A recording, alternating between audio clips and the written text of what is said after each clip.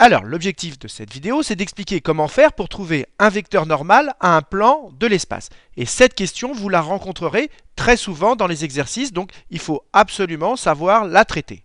Alors, on va présenter les trois situations que vous verrez le plus souvent en exercice et on va les traiter de la plus simple à la plus compliquée. Alors, la situation la plus simple, c'est lorsque vous connaissez une équation cartésienne du plan. Attention, il faut impérativement que cette équation soit donnée dans un repère orthonormé. Et si c'est le cas, eh bien, une équation cartésienne du plan, elle aura pour forme ax plus by plus cz plus d égale 0. Et les coefficients a, b et c, c'est-à-dire les coefficients en x, y et z, eh bien, vous fournissent les coordonnées d'un vecteur normal. Donc concrètement, si j'appelle n un vecteur normal, eh bien il aura pour coordonnées a, b et c, les coefficients en x, y et z.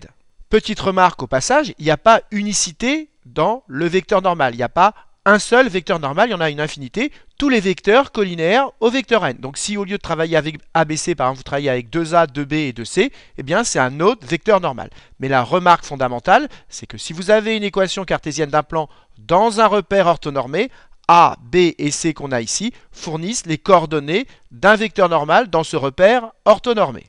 Alors prenons tout de suite un exemple. Imaginez vous travaillez avec cette équation cartésienne qui est une équation cartésienne de plan et imaginons qu'on se place bien dans un repère orthonormé.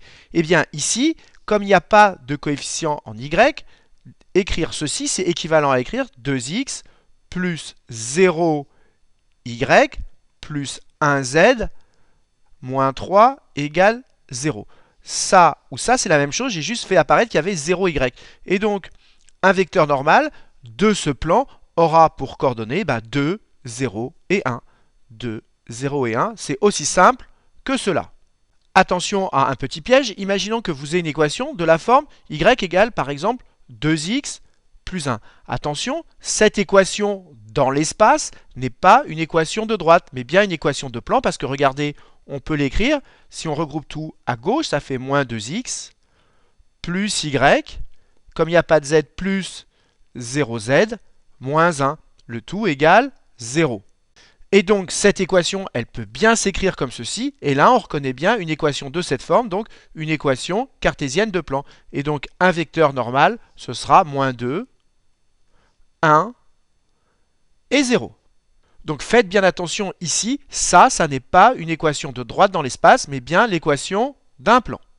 Alors, dernier exemple pour être sûr que tout le monde ait compris, si vous avez une équation de la forme x égale 0, c'est encore une équation de plan, parce qu'on peut l'écrire 1x plus 0y plus 0z égale 0.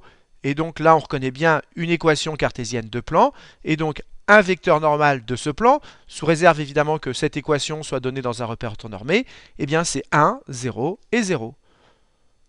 Voilà, c'est aussi simple que cela.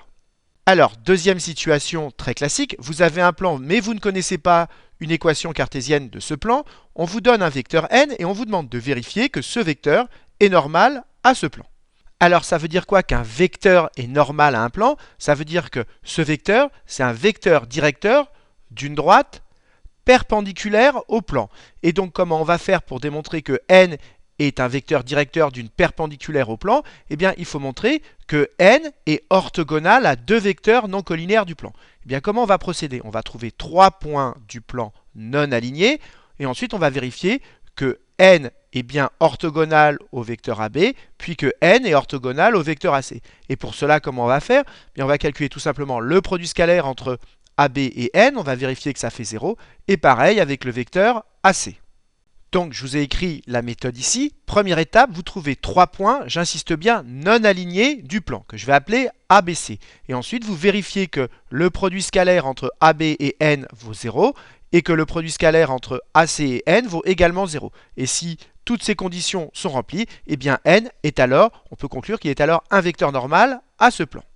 Alors traitons tout de suite un exemple pour rendre les choses moins abstraites, mais avant je voudrais tout de suite faire une remarque. Quand vous calculez un produit scalaire entre deux vecteurs avec leurs coordonnées ici, et que vous utilisez la formule que le produit scalaire UV c'est xx' plus yy' plus zz', cette formule ne s'applique que lorsque les coordonnées que vous avez ici sont dans un repère orthonormé. Ça c'est très important d'avoir bien conscience que quand vous appliquez cette formule, il faut absolument avoir les coordonnées dans un repère orthonormé.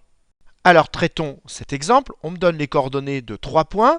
Dans un repère orthonormé, on me donne un vecteur n et on me demande si ce vecteur n est normal à ce plan ABC.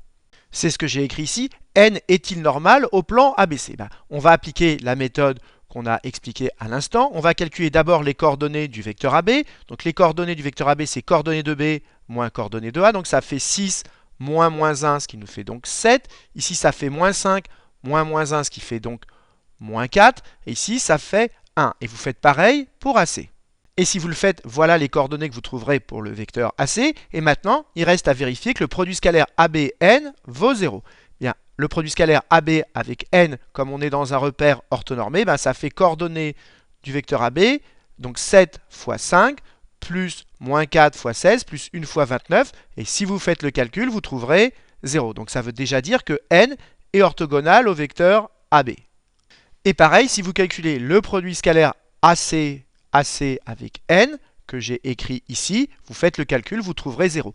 Et donc comme le vecteur n, donc comme ces deux produits scalaires valent 0, donc n est orthogonal à ces deux vecteurs qui sont non collinaires du plan ABC, eh bien ça veut dire que n, tout simplement, la conclusion c'est que n est bien normal au plan ABC. Donc la deuxième situation, c'est de savoir quand on a un plan, vérifier qu'un vecteur est normal à ce plan.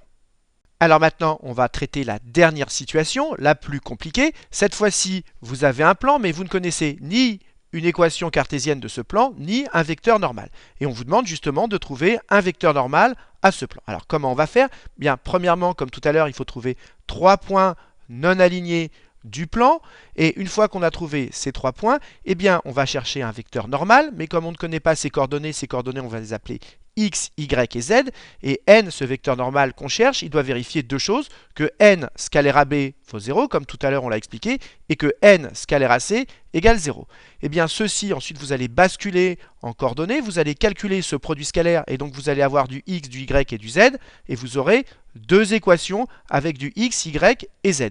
Et ensuite, il n'y aura plus qu'à résoudre ce système pour trouver des valeurs pour x, y et z. Vous verrez qu'il n'y aura pas unicité dans la solution du système parce qu'il n'y a pas un seul vecteur normal, mais il y en a une infinité. Ils sont tous collinéaires. Alors, on va reprendre l'exemple précédent. Donc, on va reprendre les mêmes 3 points, mais cette fois-ci, on ne connaît pas le vecteur normal. Et vous allez voir qu'on va retrouver les coordonnées d'un vecteur normal. Donc, je reprends ces 3 points et je cherche un vecteur normal au plan ABC. Donc, comme je ne connais pas les coordonnées du vecteur n, je les appelle x, y et z, comme je l'ai dit dans ma méthode. Alors, une fois que j'ai fait ceci, comme tout à l'heure, je calcule les coordonnées du vecteur AB. Donc, je ne vais pas le refaire, je les remets ici. Et les coordonnées du vecteur AC. Et maintenant, je vais traduire que mon vecteur n que je cherche, il doit vérifier n scalaire AB égale 0. C'est ce que j'ai écrit ici, n scalaire AB égale 0. Et comme je l'ai dit oralement, je suis dans un repère orthonormé, eh bien n scalaire AB égale 0, je vais le traduire en coordonnées en utilisant cette formule xx' plus y' plus zz'. Donc on y va, calculons le produit scalaire n scalaire AB, donc ça fait x que multiplie 7, donc ça me fait 7x, ensuite moins 4y, plus z, égale 0. Alors ensuite on fait pareil avec n scalaire AC, on passe en coordonnées, et voilà ce qu'on obtient. On obtient donc deux équations, mais on a 3 inconnus. Eh bien, qu'est-ce qu'on va faire? On va systématiquement mettre deux inconnus en fonction de la troisième. Par exemple, on peut mettre x et y en fonction de z, ou par exemple, y et z en fonction de x. Une autre technique, parce qu'on ne cherche pas à résoudre complètement le système, on ne cherche pas à avoir tous les vecteurs normaux, on cherche à en avoir qu'un seul, on peut remplacer soit x, soit y par z par une valeur qu'on veut. Mais a priori, ne prenez pas 0 parce que vous risquez de vous retrouver avec les 3 coordonnées qui valent 0. Or, un vecteur normal, c'est un vecteur non nul, donc il y a au moins une des 3 coordonnées qui vaut 0. Si vous remplacez x par 0, vous allez sans doute obtenir y et z qui valent 0, et donc vous aurez bien une solution, 0, 0, 0, mais ce n'est pas un vecteur normal parce que les 3 coordonnées sont nulles. Donc si vous choisissez de remplacer une des lettres par une valeur, ne choisissez pas 0. Alors regardez ici j'ai un z, ici j'ai 2 z, donc si je multiplie ma première ligne par 2 et ensuite j'additionne les deux lignes, je vais pouvoir me débarrasser des z. Et donc c'est ce que je vais faire maintenant. Donc c'est ce que j'ai fait ici et je l'indique sur ma copie pour le correcteur, j'ai multiplié cette première ligne par 2. Donc ça me fait 14x moins 8y plus 2z. Et maintenant, je vais additionner ces deux lignes, et comme ça, je n'aurai plus de z.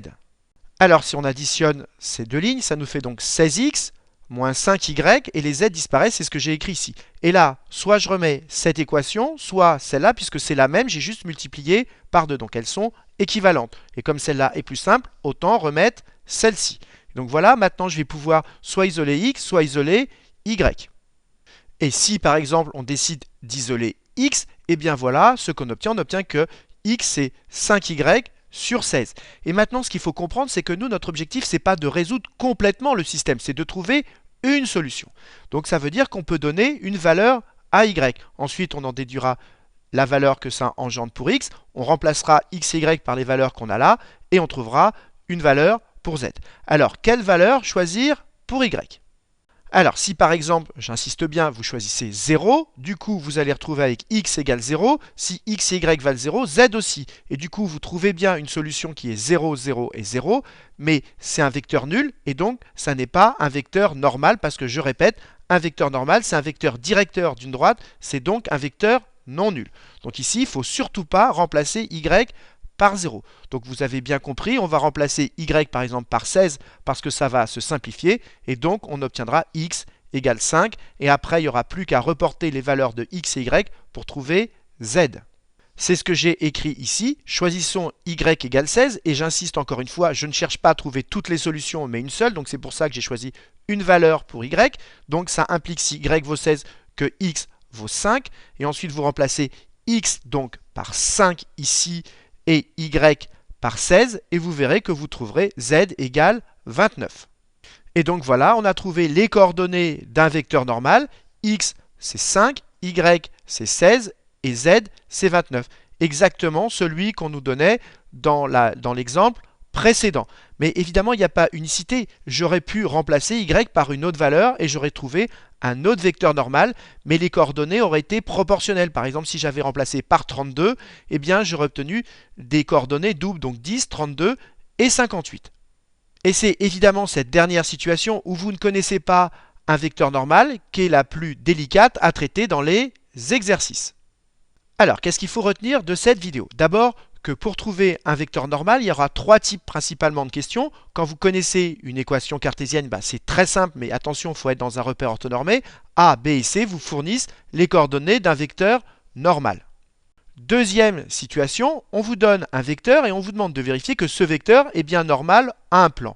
Vous vérifiez, comme on l'a expliqué ici, que n, ce vecteur qu'on vous donne, est orthogonal à deux vecteurs non collinaires du plan. Donc il faudra calculer les produits scalaires n avec AB et n avec AC et vérifier que ces deux produits scalaires valent 0. Et si vous utilisez cette formule, faites bien attention d'être dans un repère orthonormé. Et enfin, la dernière situation, la plus difficile, vous avez 3 points ABC dans un repère orthonormé et on vous demande de trouver les coordonnées d'un vecteur normal. Eh bien, vous appelez n ce vecteur que vous cherchez, x, y, z, les coordonnées de ce vecteur, vous calculez les coordonnées du vecteur AB, les coordonnées du vecteur AC, et vous écrivez que n doit vérifier ce qu'on a expliqué, n scalaire AB égale 0 et n scalaire AC égale 0. Ensuite, vous passez en coordonnées, comme on l'a fait ici, et ensuite vous résolvez le système. Mais ce n'est pas la peine d'aller résoudre le système jusqu'au bout, il suffit d'isoler deux inconnus en fonction d'une troisième, par exemple x en fonction de y, comme on l'a fait ici, et ensuite vous donnez une valeur à y. Attention de ne pas choisir 0, car vous risquez que toutes les coordonnées soient égales à 0. Voilà comment on traite la dernière situation, qui est la plus difficile. Donc voilà, j'espère que cette vidéo vous a permis de mieux comprendre comment trouver un vecteur normal, et comme d'habitude, si vous avez apprécié cette vidéo, n'hésitez pas à la partager et à la liker.